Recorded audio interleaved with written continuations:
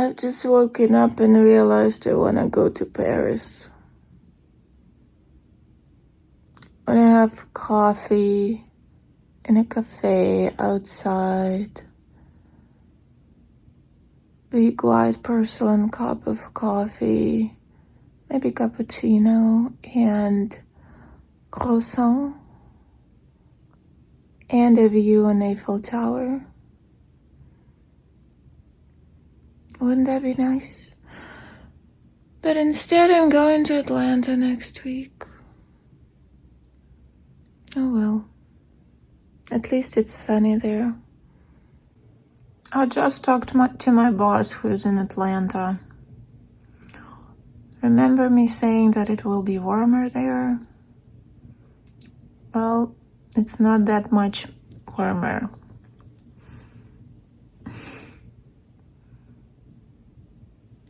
Damn it.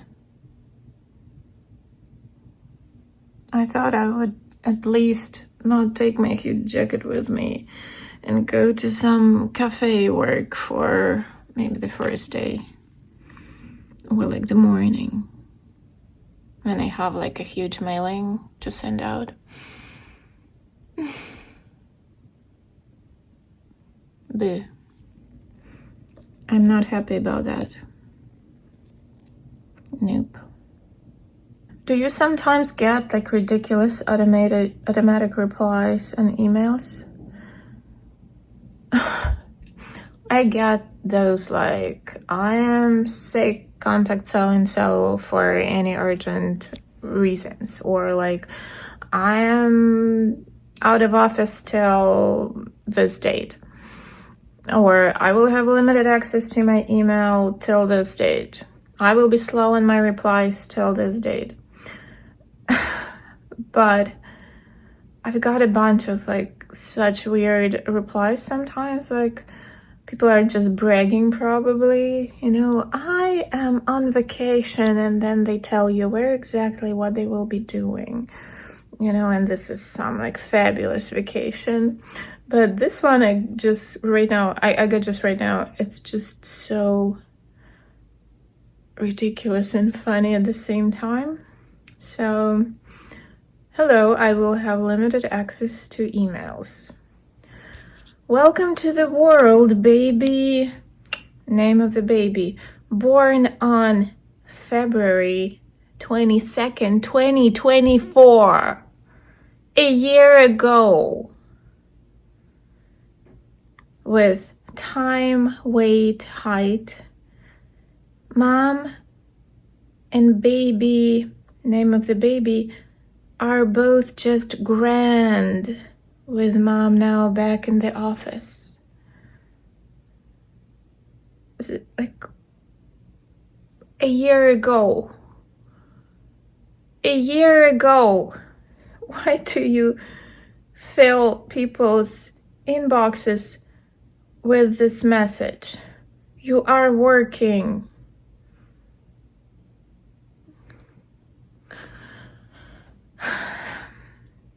I think I get like very irritated when I have like 50 emails in my inbox and one of them is this, and I have to read every one of them in case there is anything I need.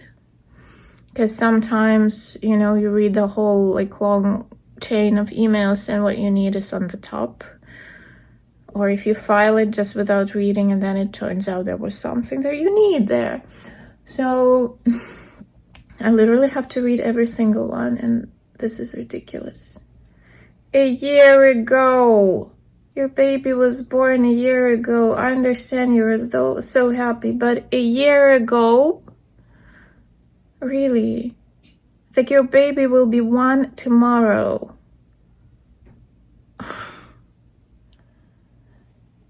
I guess I'm just irritated. I'm sorry about that. Oh, and surgeries.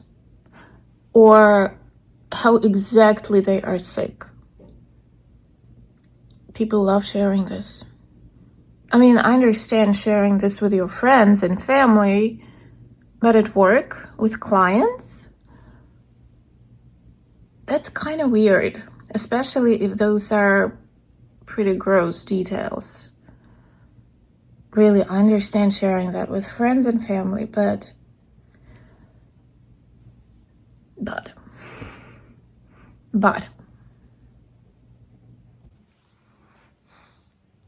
if my hair were not curly or wavy, whatever it is, I would cut it this way, like this. But if I cut it like this, it would be a disaster. I've been there when I grew hair from like a really short haircut. I was like a person who stuck her fingers in the outlet and got struck by electricity. That's what I was, like this. Yeah.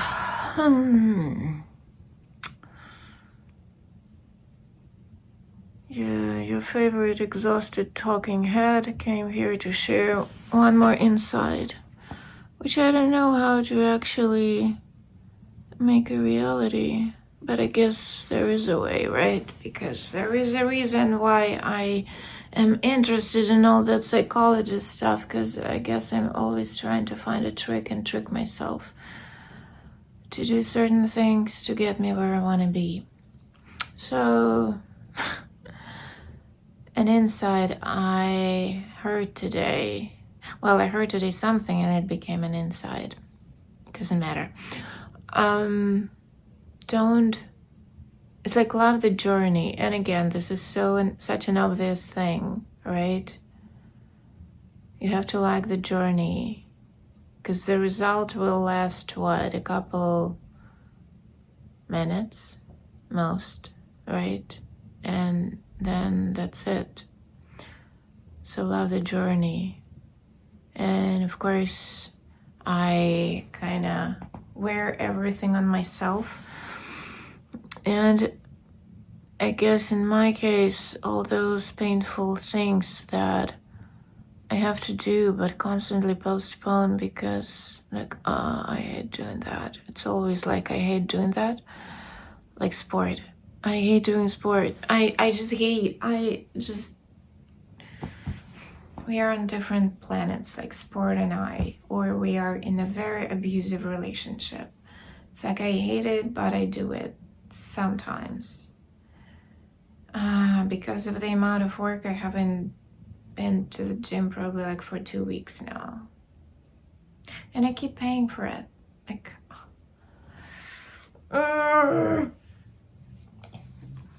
but I have to do it.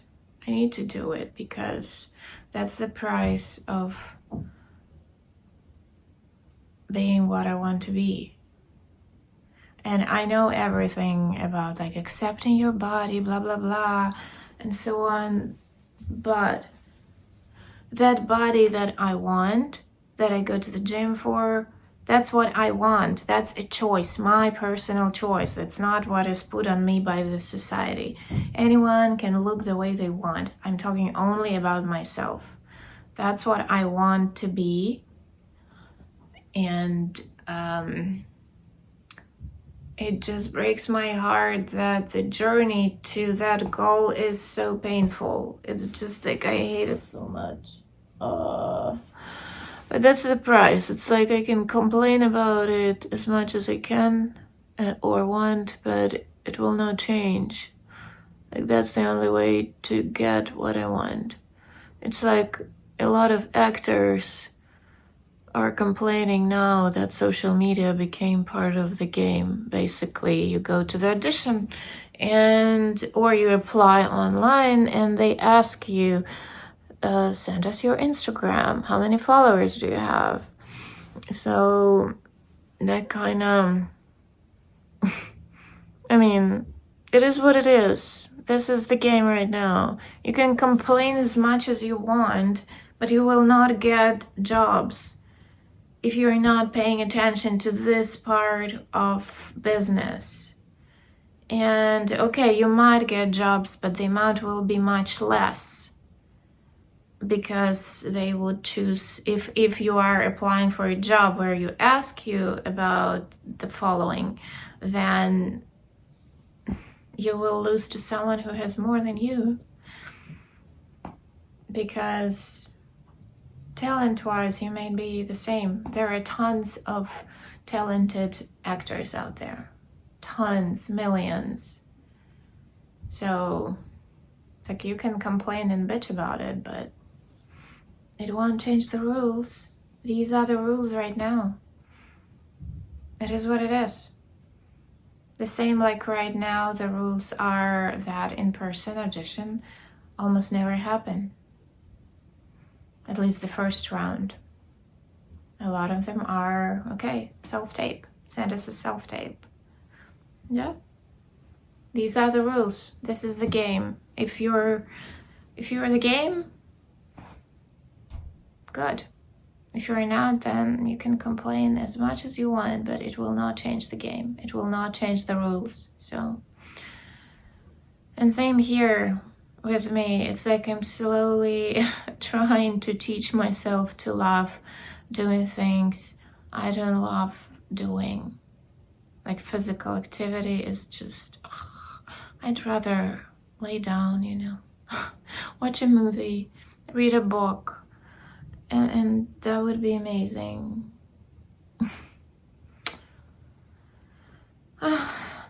So, and inside I got, okay, this is what we're coming closer to, and psychology.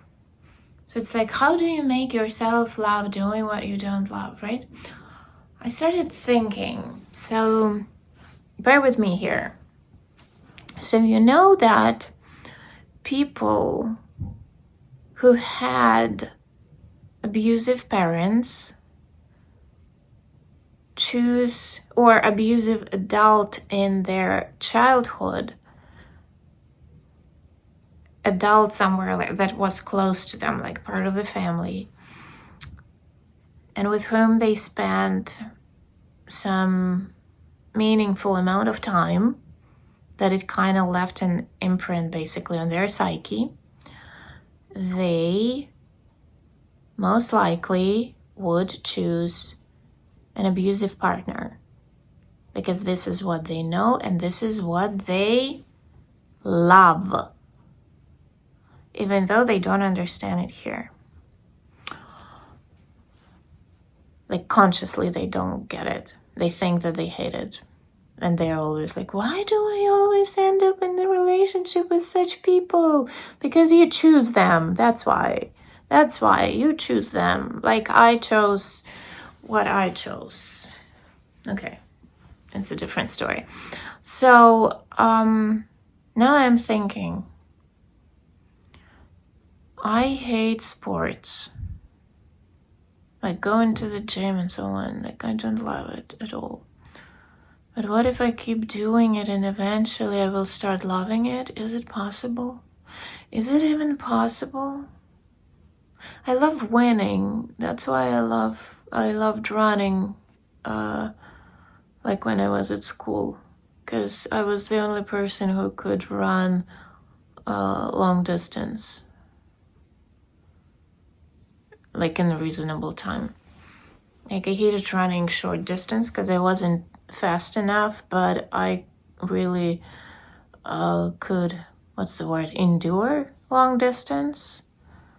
And yeah, I came first all the time, because the rest, they just were not strong enough to do it for a long time.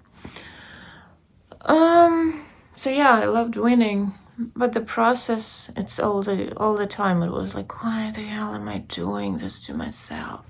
Like, why?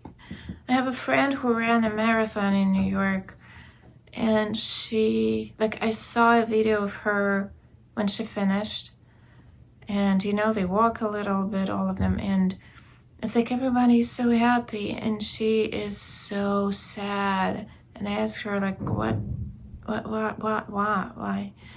And she said, you won't believe, but when I started running until the very end, I was thinking only one thought: why the hell did I do that to myself? Like, why? What was I thinking? Why the hell did I do that?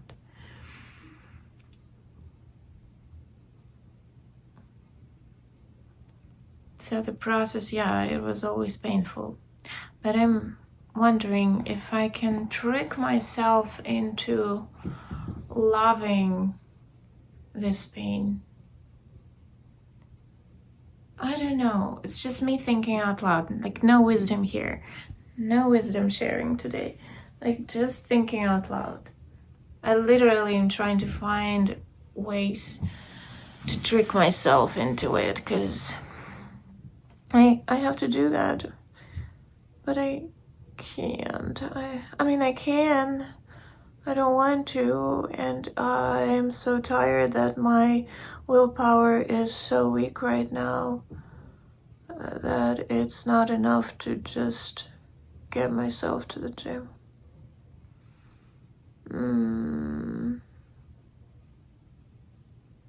Damn it. And it's like, it's work. It's work, which I want. That's the choice here. Want, not have to, not must. It's not put on me by someone. It's my choice. I want to. I want to learn to love this painful process. And it's painful not even physically, because remember, like a year ago, I was constantly injuring myself in that gym. And now I'm going much slower. Well, very slow probably, since it's been 2 weeks of me being in the gym the last time. So, but I mean, with the weights, right? I'm choosing much better weight that doesn't injure me. So I'm very careful in that. And I don't know, is it possible? I want to, but we'll see. I will share if I succeed in this. But for now, it is what it is. It is what it is. I've worked for 10 hours today. But I got up so good. Now I'm working like on 3 events simultaneously, because I have one on the 27th, the next one is on the 3rd, and the third one is on the 13th. Then it will be like a little slower for a little bit, but after that slow time, it will be the biggest one. Last year it was 1,300 people, more than 1,300 people. So I wonder what it'll be this year, because we raised some prices, thinking that it might lower the amount of people coming, but still kind of giving them the opportunity to support. I don't know. We'll see. But with that one, I had to work even weekends. That was intense. It'll be in that Hilton where that insurance guy was. Yeah. That Hilton. Oh, we haven't heard my radiator for a while, so please welcome my radiator. Honestly, if I had more space, I would probably just, what's the word? Spin in the chair. That's the mood, current mood. Spin in the chair. So tired. You know how sometimes you're even so tired that you can't even put yourself to bed? That's what it feels like right now. Too tired for that. Yeah. It's already after midnight. And I was thinking that I want to clean a little bit. I still have to do my face massage routine. But I'm not sure if cleaning will be happening.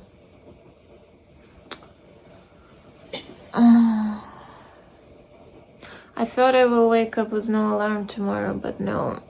I have to set up an alarm. I have to pick up something in the morning. Not like in the morning, but after 10 probably. But for me, 10 is so early. Yeah. Okay. I'll go and try to do something useful. Oh, and I have to print the picture. Oh, need to print the picture. Okay, tomorrow. I already printed my resume. It's a big one and it doesn't even have everything. So I'm kind of proud. I can show you my resume. Good thing they don't ask you, like you shouldn't put time on acting resume, like a year when you did that. So mine is big, like I will, yeah. Mine is big, but the theater part is small, like I only have this portion. This is theater, like what for things. Tons of film, but like too little for theater, so I don't know if this would be enough for Mauritius. I don't know, but hopefully I would be able to put it there. I don't have Romeo and Juliet here. I did Juliet when I was 13. In the age of Juliet, I did Juliet. Did I tell you like the best note from a director that I got? It was on Romeo and Juliet. So I was 13. Pardon me if you already heard this, because I don't remember if I told you that. So I was 13, very excited to do it. It's like, come on, it's best of the best, right? Every girl dreams to play Juliet. So I got it, and I was thinking that Romeo and Juliet is a tragedy. So I have to be tragic. I have to be so tragic. So everybody knows Romeo and Juliet, right? A scene on a balcony, her balcony scene. And I'm so tragic, and I'm thinking that, oh my God, I'm doing so good. Everybody will be blown away. And the director looks at me and says, Tanya, actually, she doesn't know that she's gonna die.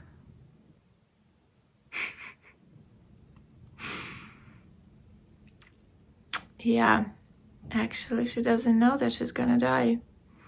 And that changed like everything for me. And since then, I have this in my head. You know, like your character doesn't know what is going to happen to them. So it's like, don't sell it before it's time to sell it. But that was the best note from a director I've ever gotten. I can't even remember anything that would come close to it. I mean, I have one that my acting teacher gave to me, but that one is not funny. It's like just very, very close to my heart. And I even got a necklace with what he told me. So we were doing like a film segment of our program, and a friend of mine and I, we were doing a scene from The Devil Wears Prada, hotel scene where Miranda tells Andy that her husband won't be coming to Paris because they are having a divorce. They're going to divorce it. I'm not sure how to phrase it. Can you have a divorce? So I was playing Miranda, and after we did it, my teacher came to me. You know, he kind of like touched my shoulder very tenderly, and then he told me, so you could imagine Steve Jobs. that's how my acting teacher looks like. He's just a bit not that tall like Steve Jobs, but that's what he looks like. He's like Steve Jobs, like his appearance. This is Steve Jobs. So imagine Steve Jobs coming to you and yeah, like tenderly touches my shoulder. I turn around to him and he tells me, like, you know, he has these hands here. It's like, you have a very vivid imagination and you very much believe in what you imagine. And if you ever think that you have to add something extra, that you are not enough, please remember that actually you are enough. And that is something that I will carry with myself all my life. And I have this necklace that I found somewhere, TJ Maxx or Marshall, somewhere there, you know, one of those stores that says that I am enough. It says here, I am enough. I don't know, I think the camera mirrors, so you will not really see it, but it says I am enough. But you will have to read it in a different direction. But it says I am enough. And I really needed this also as a reminder that I am enough when my marriage fell apart. I'm enough. Because there I was never good enough. But actually, no, I am enough. But sometimes we need a reminder, so I have my reminder. Yeah. Okay, good talking to you. I'll go try to do something useful.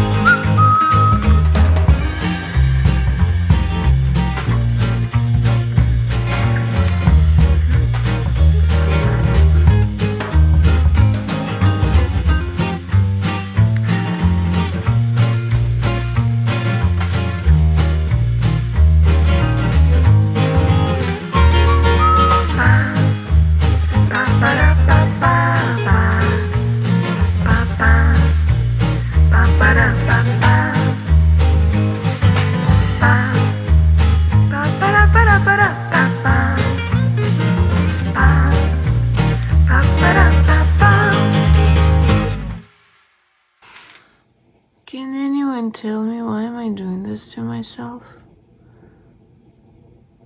And I'm talking about going to bed late. Like doing whatever, but not what I need to do. 3:21 a.m.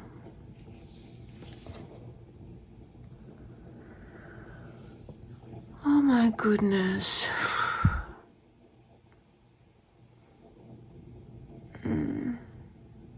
Wish my ghost would like to clean my apartment. because I only spent 25 minutes washing dishes. Ah, hate that. I hate that so much. But if I don't do it, nobody would do it. I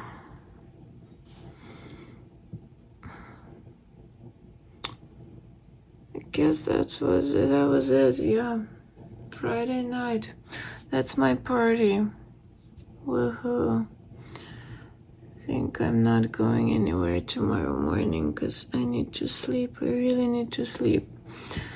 And yeah, let's do some self-love. Cancel everything and sleep till I wake up myself. That's what I will do. Oh yeah.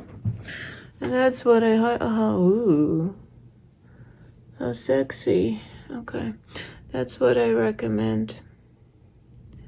Go to bed and sleep whatever amount of hours you need. I probably will wake up around 2, I think. Yeah, that's what I bet on. Around 2. Okay. I hope everyone had a great Friday. Or maybe your Friday night is still going. I don't know. Then I hope it's fun. Have some rest. Stay warm, healthy, hydrated, fed, and everything you need. Thanks so much for listening, and I'll talk to you tomorrow. Bye.